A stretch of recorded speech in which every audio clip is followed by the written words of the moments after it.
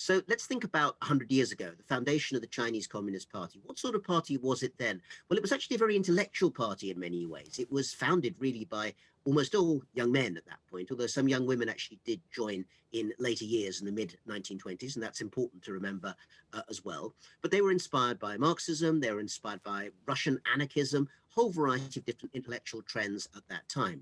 And then if you fast forward to the middle of the 20th century, you're talking about the period when essentially the party becomes a war communist party. In other words, the war against the Japanese during the middle of World War II, that's a really important way of shifting the national priorities that the party thinks about.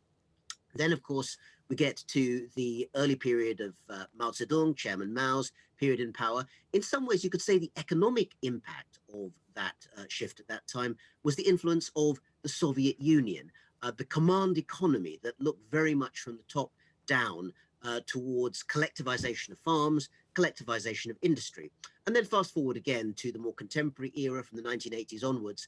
That is a Chinese Communist Party that talks about markets in a way that I think actually that its predecessor versions wouldn't have done in the same sort of a way.